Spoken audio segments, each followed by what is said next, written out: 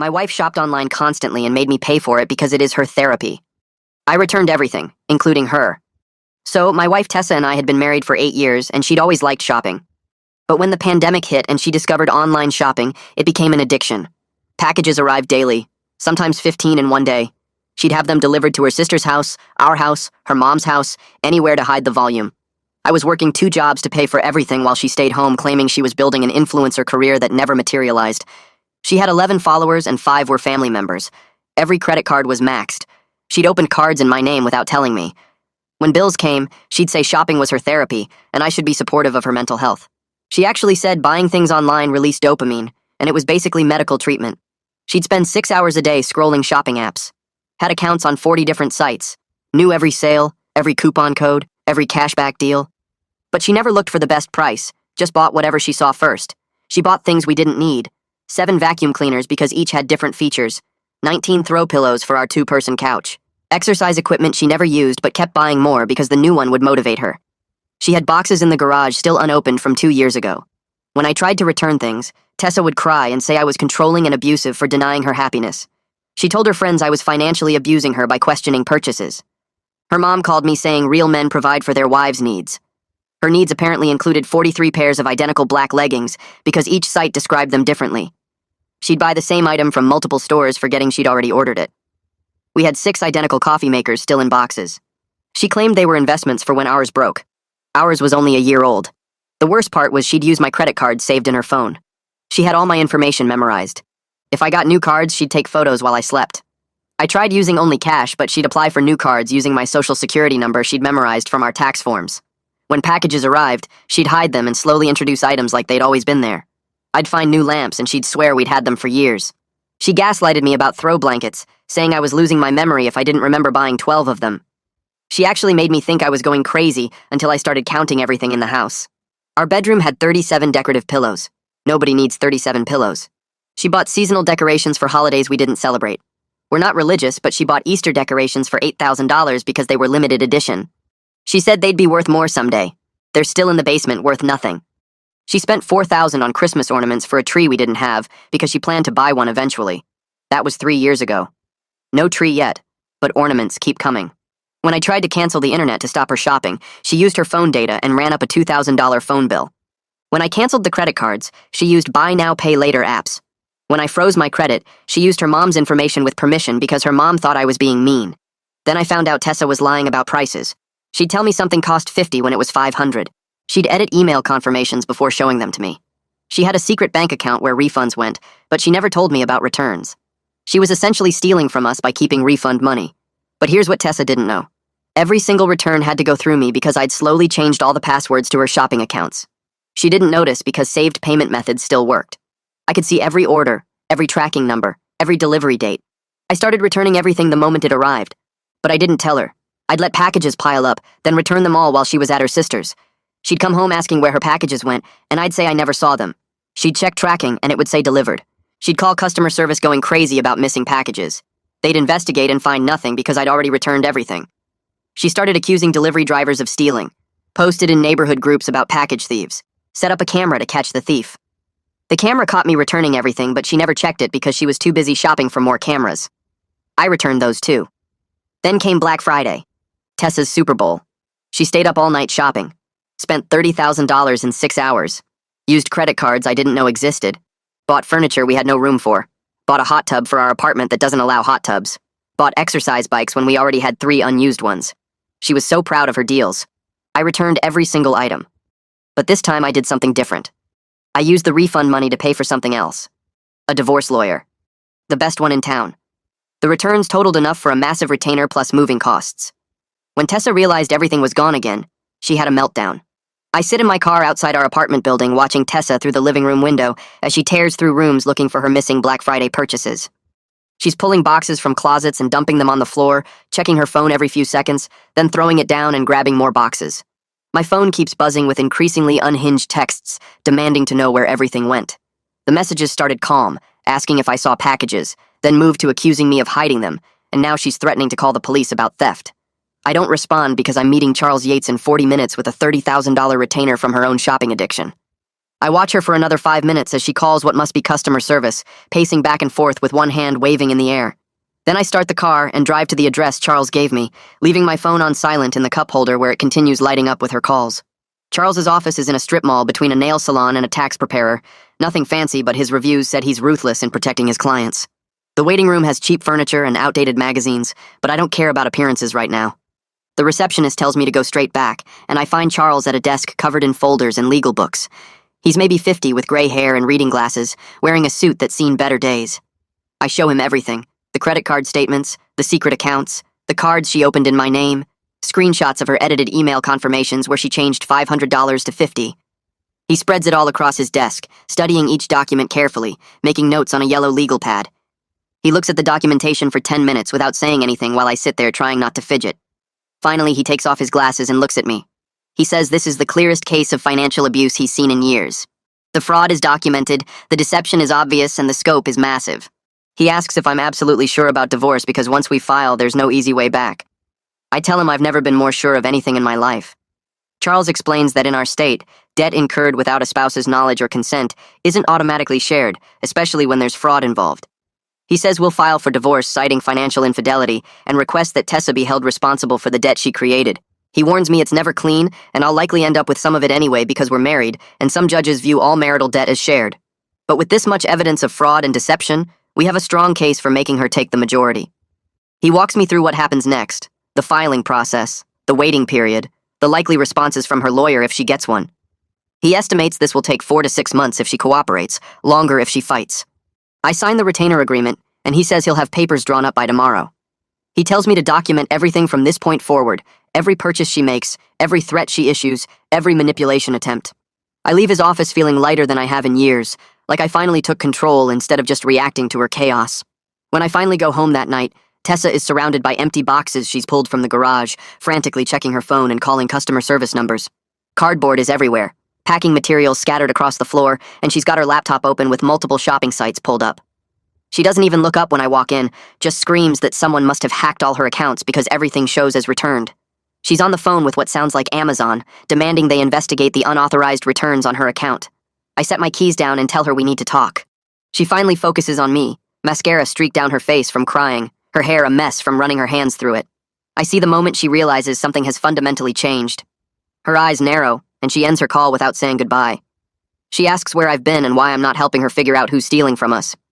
I don't answer the question, just tell her to sit down because we need to have a serious conversation. I tell her I've been returning everything for months and used the Black Friday refunds to hire a divorce lawyer. The words come out calm and measured, no anger or emotion, just facts. Tessa's face goes through shock first, her mouth opening but no sound coming out. Then disbelief as she shakes her head saying, "I'm joking, this isn't funny." Then rage as she stands up and starts yelling that I had no right to return her purchases. And then straight to manipulation as she starts hyperventilating and saying I'm trying to kill her by taking away her coping mechanism. She grabs my arm begging me not to do this, promising she'll get help, swearing she'll stop shopping. The promises pour out fast and desperate. She'll go to therapy, she'll close all her accounts, she'll get a real job, anything I want. But I've heard these promises 100 times before, and I'm done believing them. I pull my arm away and tell her the papers will be served soon, and she should probably get her own lawyer. She collapses onto the couch crying, saying I'm abandoning her when she needs me most. Tessa switches tactics and pulls out her phone to call her mother, putting it on speaker so I can hear Regina screaming at me for being a controlling monster. Regina's voice fills the apartment, high-pitched and furious, calling me every name she can think of. She says real men support their wives through mental health struggles, not abandon them. Within minutes, Courtney is also calling, then Isaac, all of them yelling over each other about how I'm abandoning my wife when she needs support for her mental health. Isaac's trying to be the voice of reason, saying we should go to counseling. That divorce is extreme. Courtney's crying and begging me to reconsider. Regina just keeps screaming about what a terrible husband I am. I let them rant for 5 minutes, listening to their accusations and guilt trips, feeling nothing but relief that I'm getting away from all of this. Then I hang up mid-sentence while Regina is still talking. I tell Tessa I'm sleeping in the spare room tonight, and she needs to stay away from me. She follows me down the hall begging and crying, but I close the door and lock it, hearing her collapse against it on the other side. The next morning, I wake up to find Tessa has called in sick to her non-existent influencer work and is camped outside the spare room door with printed articles about shopping addiction being a real disorder. I hear papers sliding under the door one by one, each with sections highlighted in yellow about how partners need to be supportive and understanding. She's narrating as she slides them, reading key passages out loud about how shopping addiction affects the brain's reward system just like drugs. I ignore her and check my phone to find 37 missed calls from her family and a dozen voicemails I don't bother listening to. I text Charles asking how fast we can move on this, and he responds immediately saying papers will be ready by end of day. I take a shower in the spare bathroom and get dressed for work, while Tessa continues her presentation outside the door. When I finally open it to leave, she's sitting on the floor surrounded by printed research papers, looking up at me with desperate hope. I step over her and head for the front door without saying anything. I go to work, and my boss notices I look like hell, so I end up telling Gavin the whole story in the break room. Gavin's been with the company for 15 years, and we've always gotten along but never really talked about personal stuff. But today I just need to tell someone who isn't part of the chaos. I lay out everything while we drink terrible break room coffee, the shopping addiction, the fraud, the returns, the divorce. Gavin listens without interrupting, nodding occasionally, and when I finish he tells me he's been divorced twice. He says the first month is the hardest, because they'll try everything to make you feel guilty and change your mind. They'll cry, manipulate, get family involved, make promises they won't keep, anything to avoid facing consequences. He tells me to stay strong and not let her tears make me doubt my decision. Then Gavin offers me his spare room if I need to get out fast. He says his daughter moved out last year, and the space is just sitting there collecting dust. I thank him and tell him I might take him up on that soon. Charles texts me mid-afternoon that the divorce papers are ready and asks if I want them served by a process server or if I'll deliver them myself. I choose the process server because I know if I hand them to Tessa directly, she'll spend hours trying to manipulate me into tearing them up. She'll cry and beg and make it impossible to just leave the papers and walk away. Charles says he'll arrange it, and someone will serve her tomorrow at the apartment while I'm at work. I feel relieved knowing I won't have to be there for that moment, won't have to see her face when she realizes this is really happening. The rest of my workday drags as I imagine how tomorrow will go, Tessa answering the door expecting a package and getting divorce papers instead. That evening, Tessa tries a different approach, dressing up and making my favorite dinner like we're newlyweds again. She's wearing the dress she wore on our first anniversary, her hair and makeup done perfectly, candles lit on the dining table. She's cleaned the entire apartment and hidden all evidence of her shopping, even put some of the garage boxes out by the dumpster. The smell of pot roast fills the apartment, and she set the table with our good dishes we never use. I walk in, and she greets me with a smile that doesn't reach her eyes, asking how my day was like we haven't been fighting. I eat the dinner because I'm hungry, and I paid for the groceries anyway, but I don't engage with her attempts at conversation. She tries talking about memories from when we first got married, about trips we took, about inside jokes we used to have. I give one-word answers and keep eating. I see her frustration building when her usual tactics aren't working, her smile getting more forced, her voice getting tighter. She finally breaks and asks what she has to do to fix this. I tell her there's nothing to fix because I'm done, and I take my plate to the kitchen and go back to the spare room for the night. The next day at work, I'm sitting at my desk trying to focus on a spreadsheet when my phone starts buzzing. Tessa's name lights up the screen and I almost don't answer, but something makes me pick up. The second I do, she's screaming so loud I have to pull the phone away from my ear. She's yelling that a man just showed up at our door with divorce papers, that I'm a monster, that she can't believe I'm doing this to her. Her voice is shaking and high-pitched and I can hear her crying between the screaming. She threatens to max out every credit card we have left, to tell everyone I know that I'm abusive, to make sure I never see a penny of anything we own together. She says she'll ruin me, that I'll regret this, that her lawyer is going to destroy me in court. I wait for her to take a breath, and then I tell her calmly that Charles already knew she'd react this way and we've frozen everything we can. She starts screaming again, but I hang up while she's mid-sentence. My hands are shaking a little as I set the phone down, and I notice my coworker at the next desk is staring at me. I just shake my head and go back to my spreadsheet, but I can't focus on the numbers. My phone buzzes again 2 minutes later. Then again. Then again. I watch it light up 17 times in the next 2 hours, Tessa calling over and over. I finally block her number around lunchtime and get maybe 10 minutes of peace before my phone rings from a different number. I answer thinking it might be Charles, but it's Courtney. Her voice is softer than Tessa's, but just as desperate. She begs me to reconsider, saying Tessa is having a complete breakdown and hasn't stopped crying since the process server left. Courtney tells me Tessa already ordered $6,000 worth of stuff on a credit card I didn't even know existed, that she's spiraling, that she needs me. I tell Courtney that she helped make this worse by letting Tessa use her address for secret deliveries all these years. I say that maybe this breakdown is exactly what Tessa needs to finally face reality instead of everyone protecting her from consequences. Courtney's voice gets tight and she says, I'm being cruel, but I tell her I'm being honest for the first time in years. She hangs up on me, and I block her number too. When I get home that evening, I walk in and immediately see Isaac and Regina sitting on my couch with Tessa between them. Tessa's eyes are red and swollen, and she won't look at me. Isaac stands up and gestures for me to sit in the armchair across from them, like this is his house instead of mine. He says they need to talk, that they're here because they're worried about both of us. Regina has her arm around Tessa, who's staring at the floor. Isaac does most of the talking, his voice calm and reasonable, like he's mediating a business dispute. He says divorce is extreme, that what Tessa needs is support and therapy, not abandonment. He talks about marriage vows and working through problems and how everyone has struggles. Regina nods along and adds that I should be more understanding of Tessa's mental health. I sit there listening for about 10 minutes while Isaac explains all the reasons I should give Tessa another chance. Then I get up and walk to the spare room where I've been keeping a folder. I come back and sit down and open it. I start reading numbers out loud. The total debt, which is now over $120,000. The credit card she opened in my name without permission, with dates and account numbers. The purchases she lied about, showing them the real prices next to what she told me they cost. The secret bank account where she kept refund money, with transaction histories. I read every single number clearly and slowly. Regina tries to interrupt, saying this isn't appropriate, that I'm embarrassing Tessa. But I keep reading. I pull out bank statements and credit reports and lay them on the coffee table. I show them proof that Tessa destroyed our financial future, that this isn't just shopping, but fraud and theft and years of lies. Isaac's face changes as I go through each document. His mouth gets tight, and the reasonable expression disappears. He looks at the numbers, really looks at them, and I see him realize this isn't what he thought it was. Tessa starts crying harder, saying I'm humiliating her in front of her parents, that I'm being cruel. I tell them they need to see the truth of what they've been enabling all these years before they lecture me about being supportive. Regina's face is pale, and she keeps shaking her head like she can't believe what she's seeing. Isaac picks up one of the credit card statements, the one showing a card opened in my name last month. His hands are shaking slightly as he holds it.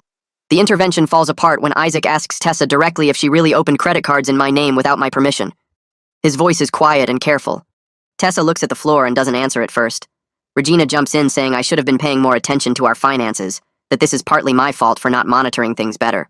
But Isaac tells his wife to stop talking. He says they've made this worse by always taking Tessa's side, by giving her money without asking questions, by acting like her shopping was harmless. Regina starts to argue, but Isaac's voice gets firm in a way I've never heard before.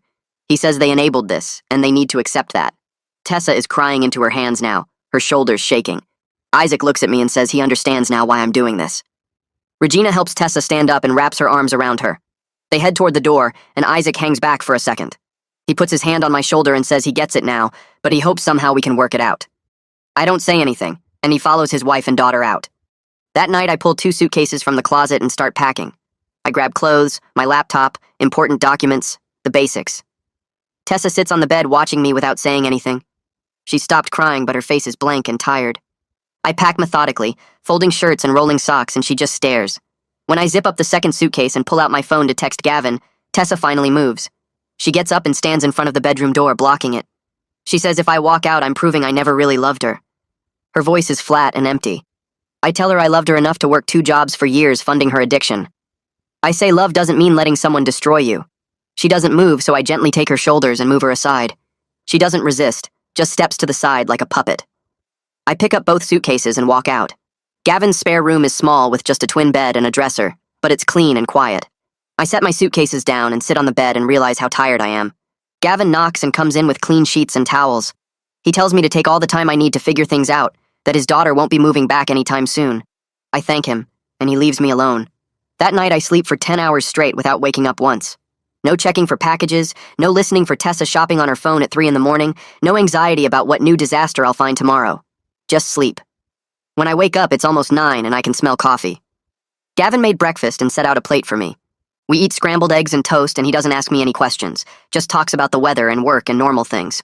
Charles calls mid-morning to say Tessa hired a lawyer. Some guy named Roberto Harmon, who apparently specializes in defending people accused of financial misconduct. Charles sounds almost pleased when he tells me this. He says it's good news because it means Tessa is taking this seriously, even if her lawyer's strategy will be painting me as controlling.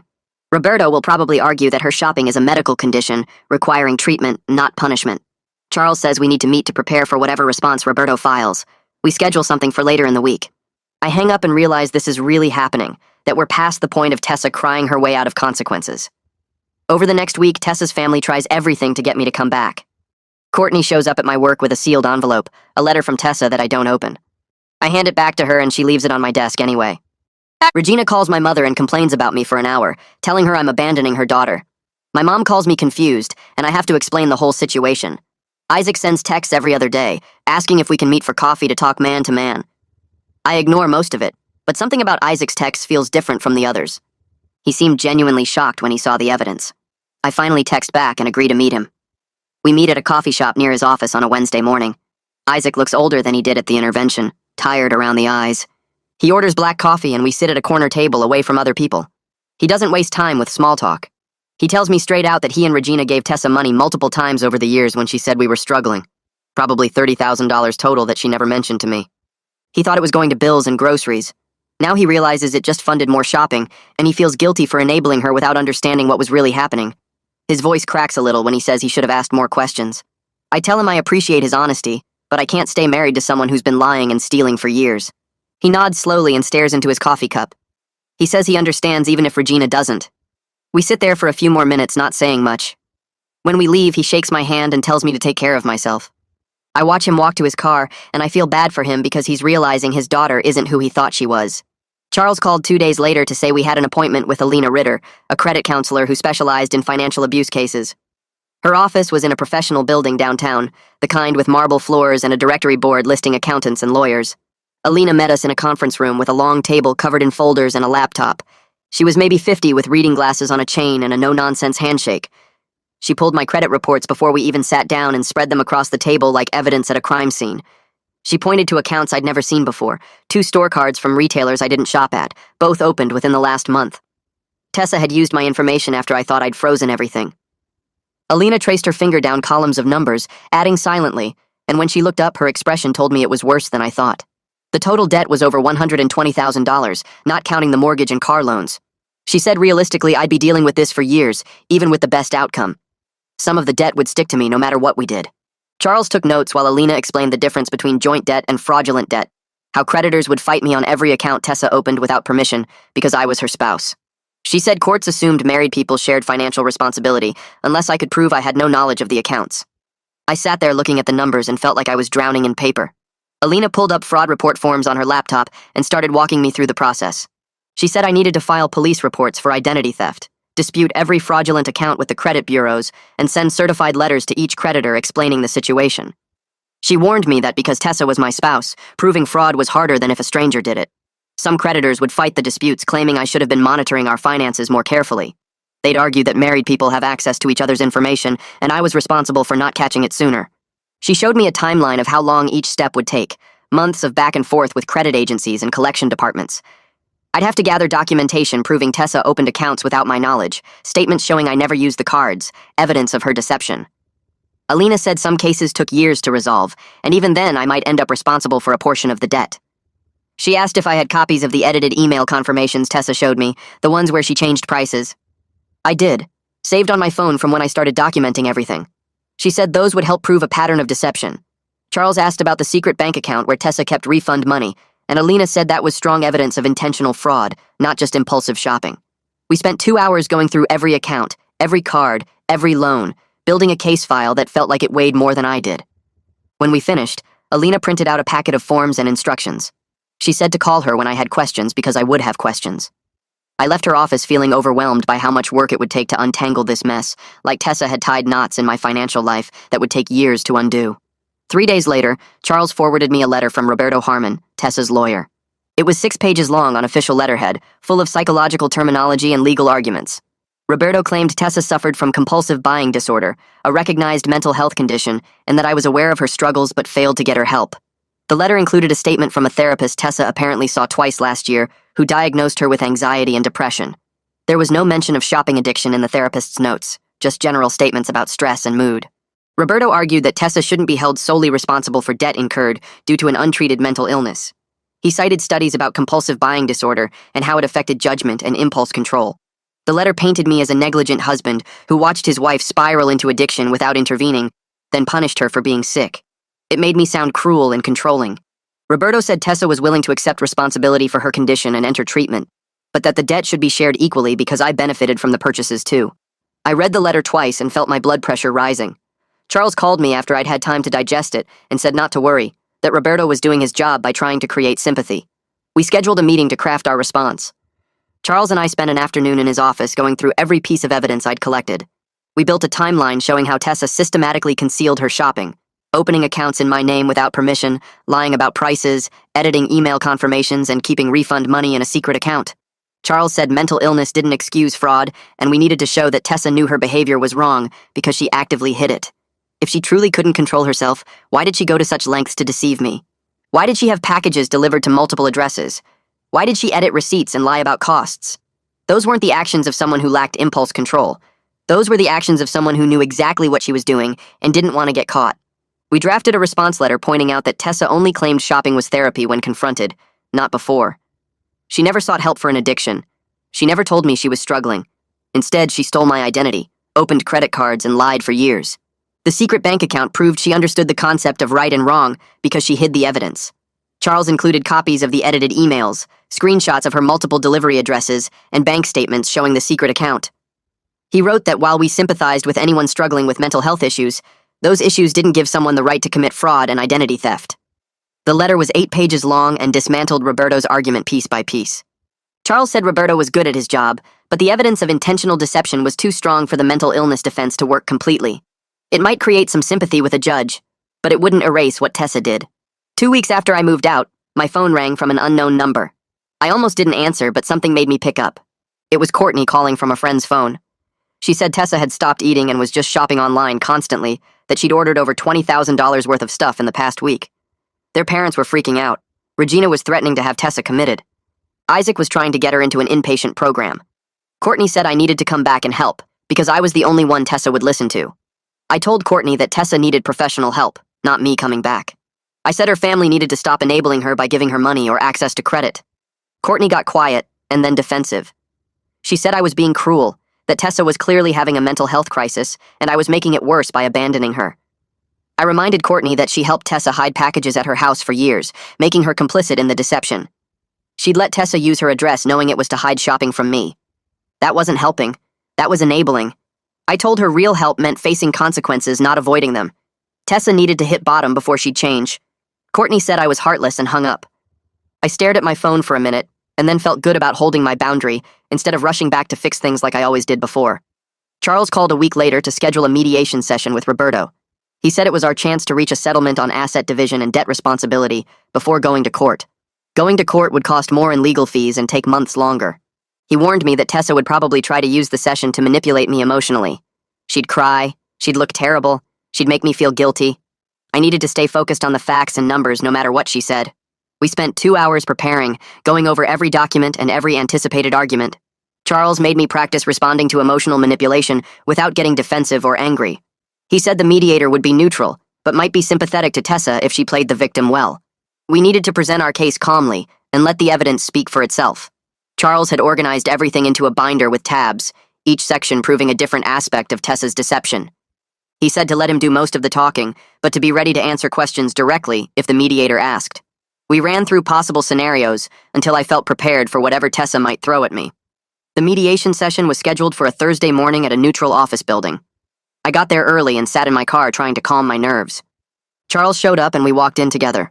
The mediator was a woman in her 60s named Barbara, who explained the process while we waited for Tessa and Roberto. When they arrived, I wasn't prepared for how bad Tessa looked. She'd lost at least 15 pounds and had dark circles under her eyes. Her clothes hung on her, and her hair was pulled back in a messy bun. She started crying the moment she saw me, not dramatic sobbing, but quiet tears that ran down her face. Barbara offered tissues and gave Tessa a minute to compose herself. The mediator was professional, but I could tell she was sympathetic to Tessa's obvious distress. She saw a woman in pain, and I could feel her inclination to view this as a sad case of mental illness rather than financial abuse. Roberto started by presenting Tessa as a victim of her own brain chemistry who needed treatment and support, not punishment. He talked about compulsive buying disorder and how Tessa was now in intensive therapy. He said she took full responsibility for her condition and wanted to make amends. Then Charles started talking. He walked through the timeline methodically, showing how Tessa systematically hid her shopping over years. He presented the evidence of lies about prices, the fraudulent accounts, the secret bank account where she kept refund money. He showed the edited email confirmations and the multiple delivery addresses. He explained that Tessa knew her behavior was wrong because she actively concealed it. This wasn't impulsive shopping. It was calculated deception. Charles spoke calmly, letting the documents tell the story. I watched Barbara's expression shift as she realized this wasn't just a woman who couldn't control herself. This was someone who'd committed fraud and identity theft over years while lying to her husband. The sympathy didn't disappear, but it became more complicated. We broke for lunch after 2 hours of presentations. Charles and I went to a sandwich shop across the street, and he said it was going better than expected. The evidence was undeniable, and Barbara was smart enough to see through Roberto's strategy. But he warned me we'd probably have to compromise on debt division. No judge would make Tessa responsible for everything, even with proof of fraud. When we returned, Roberto proposed that Tessa take responsibility for 70% of the debt in exchange for me not pursuing fraud charges and agreeing to a quick divorce. Charles and I countered with 85% and Tessa getting nothing from the sale of our apartment. Roberto said that was too harsh, and Tessa started crying again. Barbara suggested we take a break and think about our positions overnight. Roberto started talking again about how Tessa needed support, not punishment, but I could see the mediator wasn't buying it anymore. She'd seen the evidence, and she knew this wasn't just about mental illness. Tessa's crying got louder, and she kept saying I was destroying her life. She said she'd be homeless and alone while I moved on like nothing happened. She talked about our 8 years together like they meant nothing to me. The mediator looked uncomfortable and asked if we needed another break. Roberto jumped on that and suggested we take a day to think about our positions. The mediator agreed and said everyone should cool off and reconsider. We scheduled another session for 2 days later, and Tessa wouldn't look at me as she left with her father. Charles packed up his documents and told me this was actually progress because the mediator saw through the manipulation. But I felt awful watching Tessa fall apart, even though I knew she'd caused all of this. I drove back to Gavin's place feeling completely drained. My hands shook on the steering wheel, and I kept replaying Tessa's crying in my head. Gavin was home early and took one look at my face and asked how it went. I told him about the mediation and how Tessa broke down. He nodded and started making dinner without saying much. We ate pasta at his small kitchen table, and he finally told me about his first divorce. His ex-wife had cried and manipulated him for months. She made him feel like a monster for leaving even though she'd been cheating on him. He said he almost went back to her 3 times because the guilt was so intense. But then he realized staying would have destroyed them both. He looked at me and said, "Guilt is normal, but it doesn't mean I'm wrong. Tessa's tears don't erase years of financial abuse." I needed to hear that. I went to bed early and slept hard for the first time in days. 2 days later, I was at work when Charles called. Tessa had gone on another massive shopping spree the night before. She'd spent $8,000 in one day on clothes and home goods and random stuff. Her parents found out when the credit card company called them because she'd maxed out a card Regina had given her for emergencies.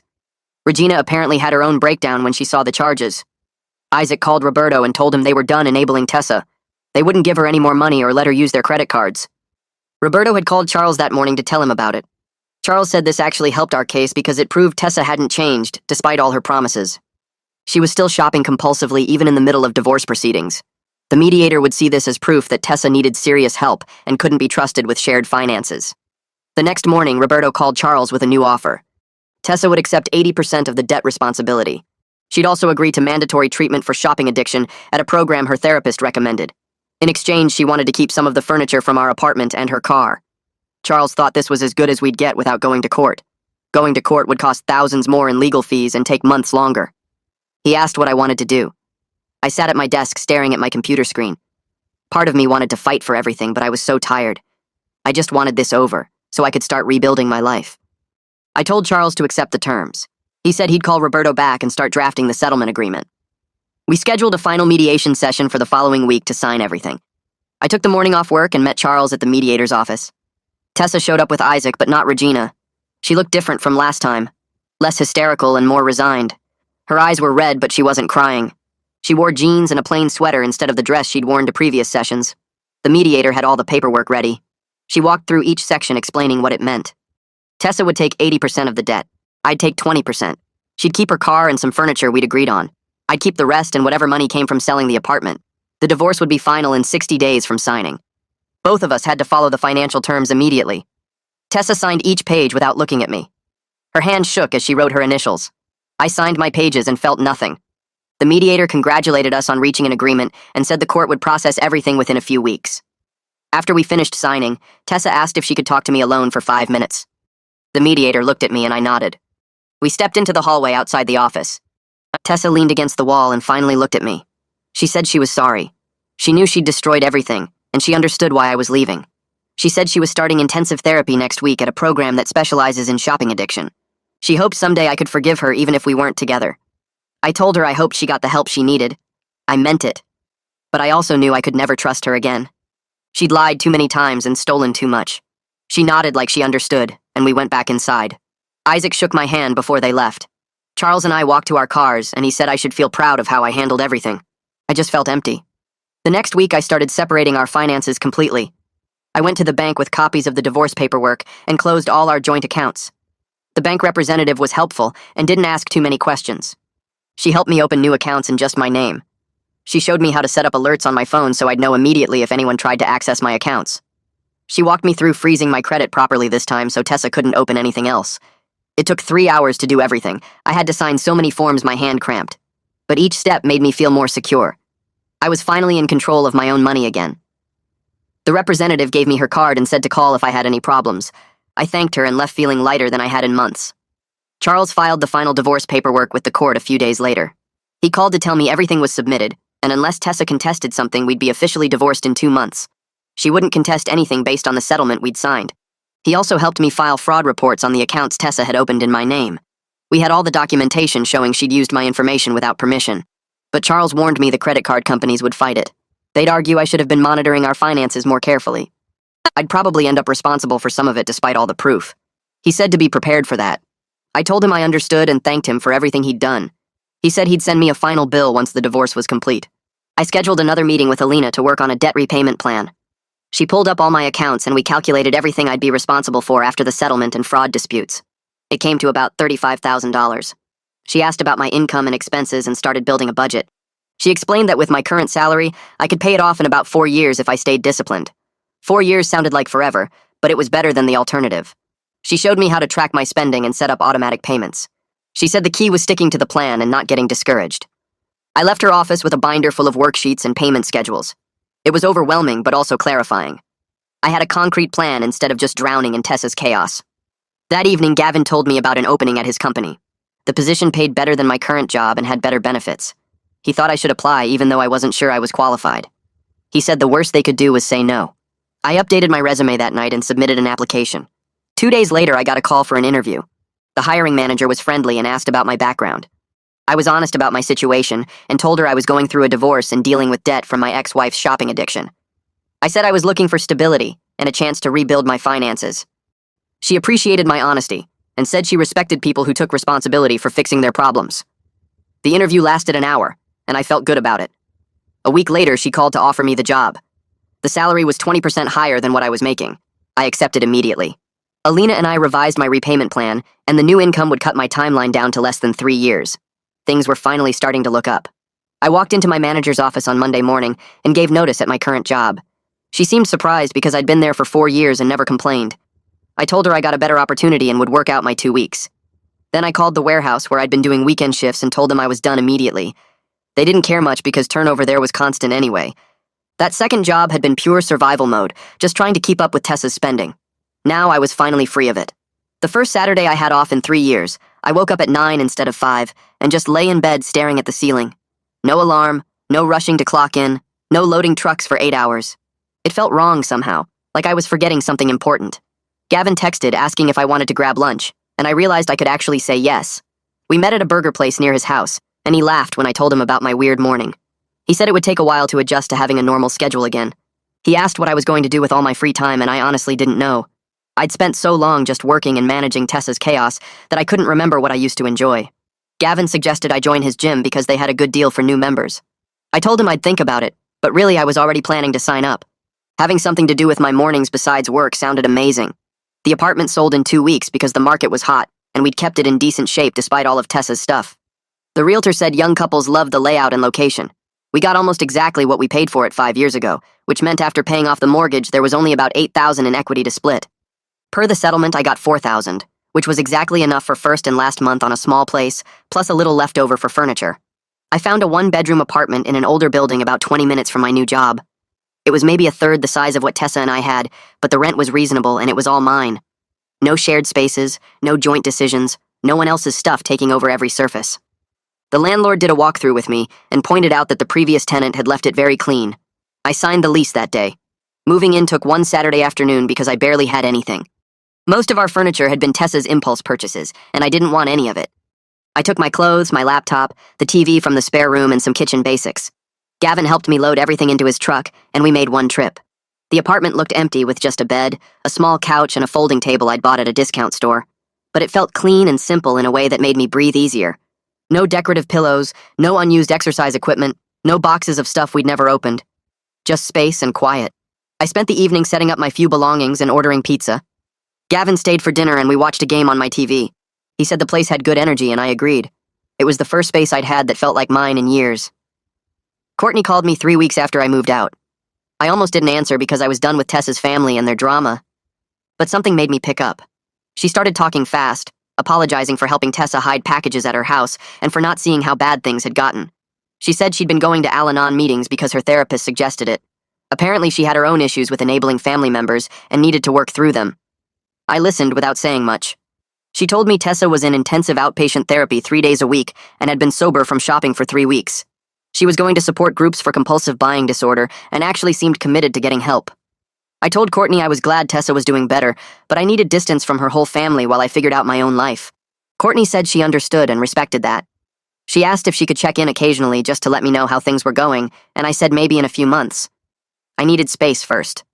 She thanked me for listening and said she hoped I was doing okay. After we hung up, I felt weird. Part of me was relieved Tessa was getting help. Part of me didn't care anymore because it wasn't my problem. I decided not to think about it too much and went for a run instead. The 60-day waiting period ended on a Tuesday in March. I woke up that morning knowing today was the day my marriage officially ended. No court appearance, no dramatic scene, just paperwork being processed somewhere in a government building. Charles emailed me at 10 with the final decree attached. He congratulated me on making it through and reminded me to keep copies of everything in case Tessa violated the financial terms of the settlement. I saved the file in 3 different places and printed 2 copies. One went in a folder with all my divorce documents, the other went in a safety deposit box I'd rented at the bank. I took a long lunch break and went to a nice restaurant downtown. Sat at the bar and ordered a steak and a beer. The bartender asked if I was celebrating something and I said sort of. He didn't push for details. I ate slowly and watched people walking by outside. Couples holding hands, parents with strollers, business people on their phones. Everyone just living their normal lives while mine was completely different from it had been a year ago. I felt relieved that it was finally over. No more lawyers, no more mediation, no more fighting about money. But I also felt sad in a way I hadn't expected. 8 years of my life had just ended with an email and a PDF. All those memories and plans and hopes just gone. I finished my beer and paid the check. Walked back to work feeling like I'd closed a door I could never open again. Isaac called the following Tuesday. I saw his name on my phone and considered not answering, but decided I might as well hear what he wanted. He told me Tessa had been doing really well in therapy and wanted him to pass along a message. She wasn't going to contest any of the fraud disputes with the credit card companies. She admitted she'd opened those accounts without my permission and wanted to make it right. Isaac said this would help my case a lot because the companies would see she acknowledged the fraud. I thanked him for letting me know. He was quiet for a minute, then said he was proud of me for holding my boundaries through everything. He admitted he wished he'd done the same with Tessa years ago, instead of just giving her money whenever she asked. He said he and Regina were in therapy too, trying to understand how they'd enabled her for so long. I told him I appreciated that, and I was glad they were getting help. He asked if we could stay in touch occasionally, maybe grab coffee every few months. I thought about it and said sure. Despite everything, I didn't hate Isaac. He'd been manipulated by Tessa just like I had, and at least he was trying to face it now. We agreed to text sometimes and maybe meet up when enough time had passed. After we hung up, I felt okay about it. Not every part of my old life had to be completely cut off. 3 months after moving into my apartment, I finally felt like I had a routine that worked. I woke up at 6 and went for a run before work. Made breakfast in my small kitchen instead of grabbing fast food. Got to my job on time without being exhausted from a second shift. Came home in the evening and actually had energy to cook dinner and do things I enjoyed. I joined the gym Gavin recommended and started going 3 times a week. It felt good to be active and take care of myself instead of just surviving. My coworkers noticed the change. A few people commented that I looked healthier and seemed more relaxed. One guy asked if I'd been on vacation because I seemed so different. I told him I'd just made some life changes, and he said whatever I was doing was working. I started cooking real meals instead of eating frozen stuff or takeout. Tried new recipes I found online, bought actual groceries and planned my week. It was basic stuff, but it felt revolutionary after years of chaos. I even started reading again, something I hadn't done since before I married Tessa. Joined a book club that met at a coffee shop near my apartment. Made a few friends who didn't know anything about my divorce or my past. They just knew me as the guy who liked mystery novels and always showed up on time. It was nice to have parts of my life that weren't connected to all the drama. Alina called to check on my progress in May. She pulled up my accounts and looked at my payment history. She said she was impressed because I'd stuck to the plan perfectly and even paid extra some months. My credit score had gone up 40 points since we first met. At my current rate, I'd be debt-free in 3 years instead of 4. The credit card companies were settling most of the fraud disputes in my favor once they saw the divorce decree and the reports I'd filed. 2 of the big accounts Tessa had opened got removed completely from my credit report. That knocked about $12,000 off my total debt. Alina said cases like mine usually took years to resolve, but having all the documentation made it easier.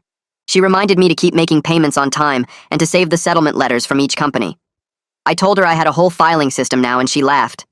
She said I'd come a long way from the overwhelmed guy who first walked into her office. We scheduled another check-in for 6 months out. After the call, I looked at my budget spreadsheet and felt proud. I was actually doing this, fixing the mess Tessa had made and building something stable. A letter came from Tessa's therapist in June. It was addressed to me at my new apartment, which meant Tessa must have given her my address. The letter said Tessa was working on making amends to people she'd harmed as part of her treatment.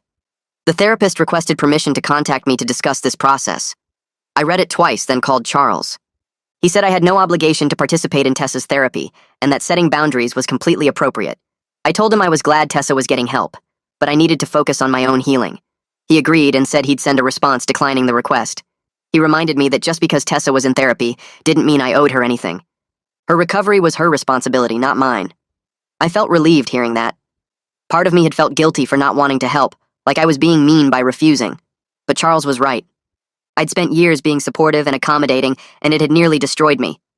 I didn't need to do it anymore. Charles sent the letter that week. I never heard from the therapist again. Gavin invited me to a work happy hour in July. I almost said no because I usually went straight home after work. But I'd been feeling more social lately and decided to go. The bar was crowded with people from our office and a few from other companies in the building. I got a beer and talked to some coworkers I didn't know that well. Then Gavin introduced me to April Kaufman, a project manager who'd just moved to town for work. She had an easy smile and seemed genuinely interested when people talked. We ended up in a corner booth talking for almost 2 hours. She told me about her move and her new job. I told her about mine without mentioning the divorce. We talked about books and movies and places we wanted to travel. Normal stuff that felt refreshing after so much heaviness. She was funny and smart and didn't take herself too seriously. When the group started leaving, she asked for my number. I gave it to her feeling nervous but good. Like maybe I was ready to try meeting new people again. Gavin gave me a look when we left and I told him to shut up. He just laughed and said it was about time. April and I started texting the next day. Just casual stuff about work and weekend plans. She asked if I wanted to grab coffee that Saturday and I said yes. We met at a place near my apartment and talked for an hour. I told her I was recently divorced and needed to take things slow. She appreciated the honesty and said she was coming out of a long relationship too. We agreed we were both in rebuilding phases and wanted to be careful about what came next. She suggested we keep hanging out as friends and see what happened naturally. No pressure, no expectations, just two people getting to know each other. That worked for me. We got coffee again the following week, then dinner the week after that. It felt easy and comfortable.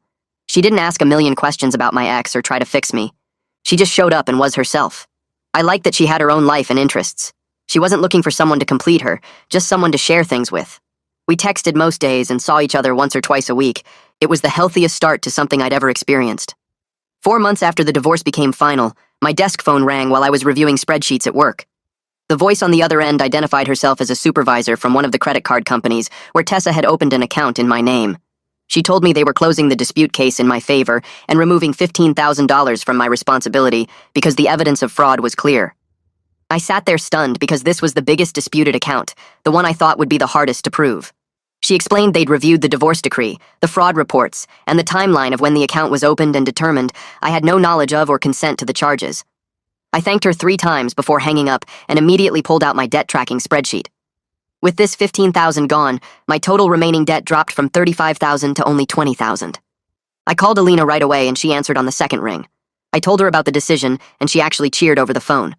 We scheduled a meeting for the next day to revise my repayment plan, and she said at this rate I'd be debt-free in less than 2 years instead of 4. I spent the rest of the workday feeling lighter than I had in months, checking my phone every few minutes to make sure the call had really happened. That weekend, I texted April asking if she wanted to get dinner somewhere nice instead of our usual casual spots. She said yes and suggested an Italian place downtown she'd been wanting to try. We met there Saturday evening and I waited until after we ordered to tell her I had good news to celebrate. She leaned forward with genuine interest as I explained about the credit card dispute being resolved and what it meant for my debt timeline. Then I took a breath and told her I needed to explain the full story of my marriage and divorce, everything I'd only mentioned in pieces before. She nodded and settled back in her chair, and I started from the beginning with Tessa's shopping addiction and how it escalated during the pandemic. I told her about working 2 jobs, the secret credit cards, the returns I did without telling Tessa, using Black Friday refunds to hire Charles. I explained the divorce process, the settlement negotiations, the fraud I was still disputing with credit card companies. April listened without interrupting, her expression thoughtful but not judgmental. When I finished, she was quiet for a moment, then said she was impressed by how I'd handled an impossible situation. She told me my honesty about my past actually made her trust me more, not less, because it showed I was willing to be real about my mistakes and what I'd learned. We agreed to keep seeing each other and let things develop naturally without pressure or expectations. Dinner felt easy after that, like we'd crossed some invisible line into deeper territory without forcing it. The following Tuesday, Gavin stopped by my desk at work looking slightly uncomfortable. He asked if I had a minute, and we walked to the break room where he told me his daughter was moving back to town and would need the spare room in about a month. I'd been expecting this eventually since he'd mentioned she was considering relocating for a job opportunity. I told him I understood completely and appreciated him giving me notice. Honestly, I felt ready to live alone again after months of roommate life, even though Gavin had been great about giving me space. That evening, I started searching rental listings online, filtering for studios and small one-bedrooms I could afford while staying on track with my debt payments. Most places were either too expensive or in sketchy neighborhoods, but after 3 days of searching, I found a studio apartment in a decent area that fit my budget perfectly. The building was older but well-maintained, and the unit had good natural light and enough space for one person starting over. I scheduled a viewing for that Saturday and brought April with me for a second opinion. She walked around the small space, checking water pressure and outlet placement, while I talked to the landlord about lease terms. After he left to let us discuss privately, April said it felt right for where I was in life, and that the location was convenient to both my work and her apartment. I signed the lease that afternoon, feeling proud of how far I'd come from the chaos of my marriage. Moving day arrived 3 weeks later on a Saturday morning. April showed up at Gavin's place at 8 with coffee and offered to help load my car.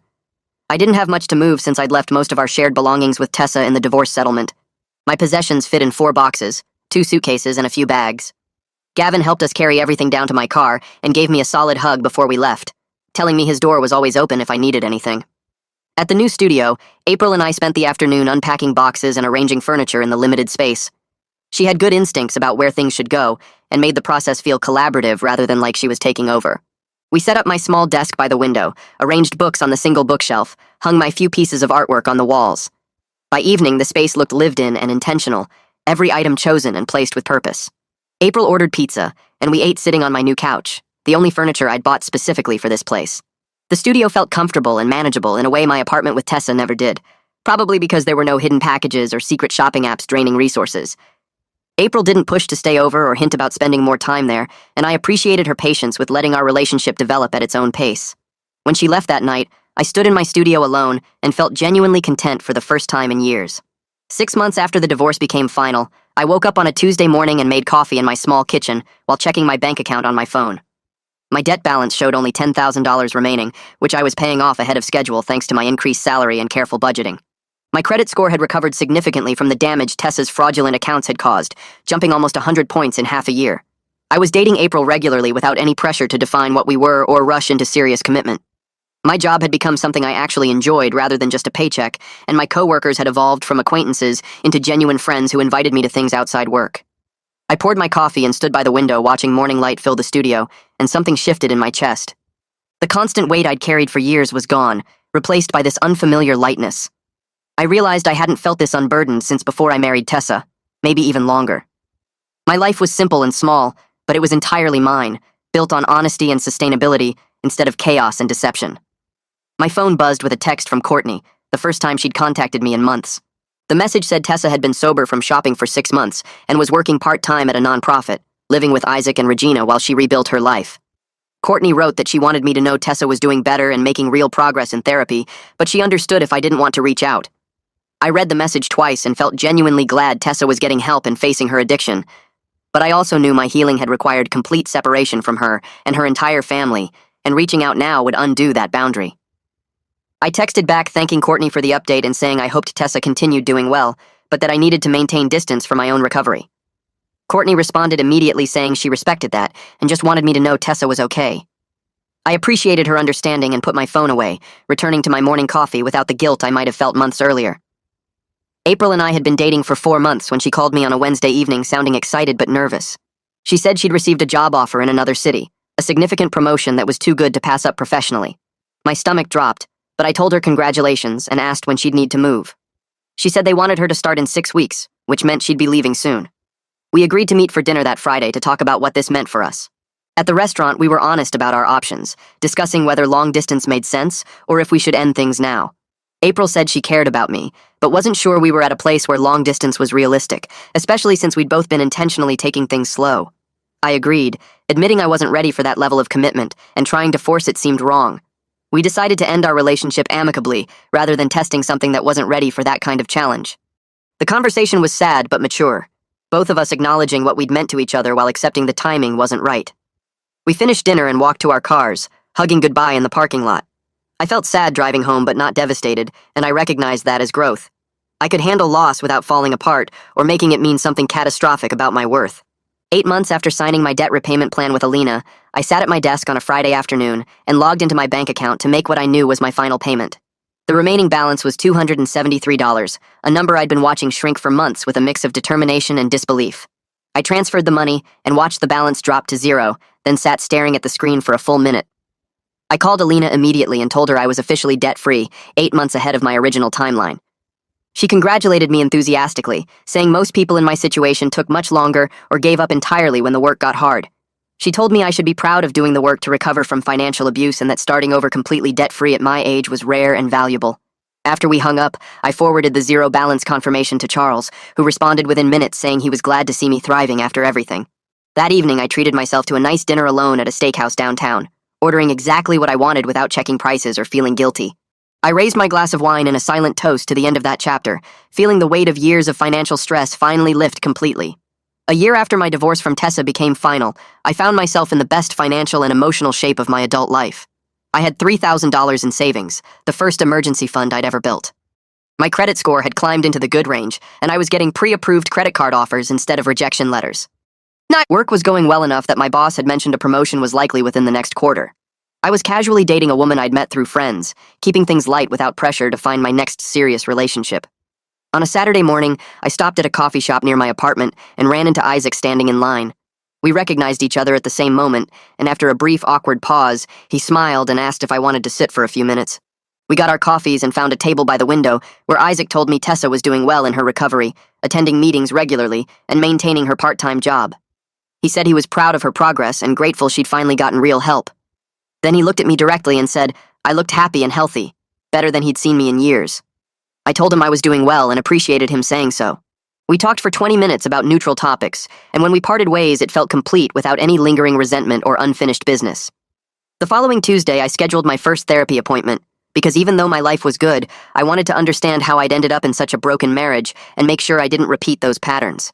The therapist's office was in a quiet building downtown, and she spent our first session asking about my relationship history and what brought me in. I told her about Tessa's shopping addiction, the financial abuse, the divorce, and my recovery process. Then I admitted I wanted to understand why I'd stayed so long and worked 2 jobs instead of setting boundaries earlier. Over the next several sessions, she helped me see how I'd enabled Tessa by sacrificing myself rather than confronting the problem directly. She explained that I'd confused self-sacrifice with love, believing that if I just worked harder and provided more, Tessa would eventually be satisfied and things would get better. We talked about how I'd ignored red flags early in our relationship because I wanted to believe love could fix everything. She taught me to recognize patterns where I prioritize other people's needs over my own well-being, and how that dynamic had set up our marriage to fail from the start. Learning to set boundaries and prioritize myself felt revolutionary, like I was finally giving myself permission to have needs and limits that mattered. Gavin started showing up at my apartment on Sunday mornings with coffee and running shoes, refusing to take no for an answer until I agreed to join him. We'd run 3 miles through the neighborhood and then grab breakfast at a diner where the waitress knew our orders by heart. He asked about my therapy sessions and whether I was dating anyone, sharing stories about his own messy divorce 5 years ago and how long it took him to trust anyone again. One morning he stopped mid-run and told me he was proud of how I'd handled everything, that watching me rebuild gave him hope his past didn't have to define his future forever. I realized our friendship had become something real, not just a coworker helping out someone in crisis, and I told him I was grateful he'd offered that spare room when I needed it most. We kept running every Sunday after that, talking about work projects and terrible first dates, and whether either of us would ever get married again. I started apartment hunting 6 months after paying off my debt, looking for something bigger than the studio, but still affordable on my new salary. The place I found was in a neighborhood with actual trees and coffee shops, a 1-bedroom with hardwood floors and enough space for a real kitchen table. I signed the lease and spent weekends furnishing it slowly, buying a couch I actually liked instead of whatever was cheapest, choosing dishes that matched instead of random mismatched plates. Each purchase felt deliberate and mine, nothing like the chaos of living with Tessa where stuff just appeared constantly. I hung artwork I'd picked out myself and bought exactly 4 throw pillows for the couch, laughing when I realized I was counting them. My home reflected the life I was building, simple and intentional and free from the weight of someone else's addiction. 18 months after leaving Tessa, my company held a networking event at a downtown hotel, and I went because my boss suggested it would be good for my career. I was standing by the bar when someone next to me made a joke about the terrible wine selection, and I turned to see a woman with short dark hair and an easy smile. Her name was Harlow Barrett, and she worked as a consultant for tech companies, traveling constantly but based in the city. We talked for an hour about everything except work, and she made me laugh more than I had in months, her humor sharp but never mean. I asked for her number before we left, and she texted me the next day suggesting dinner. On our third date, I told her about Tessa and the shopping addiction and the divorce, expecting her to make an excuse and disappear. Instead, she thanked me for being honest and said my self-awareness made her trust me more, not less. We started seeing each other regularly, and everything felt different from the beginning, built on actual communication, instead of me trying to fix someone who didn't want to be fixed. 2 years after the divorce, I woke up in my apartment next to Harlow and realized my life looked nothing like it had when I was married to Tessa. I had a career that challenged me and paid well, friendships with people like Gavin who showed up consistently, a relationship with someone who respected boundaries and communicated openly. My credit score was good, and I had savings, and I could buy things without panic or guilt. Most importantly, I had peace, the kind that comes from knowing what you won't accept anymore. The years with Tessa taught me what dysfunction looks like and how easy it is to enable someone by sacrificing yourself. I didn't regret the marriage because those lessons shaped who I became, but I was grateful every single day to be free of that chaos. I was building something real and sustainable on my own terms, and for the first time in years, I felt like I was exactly where I was supposed to be.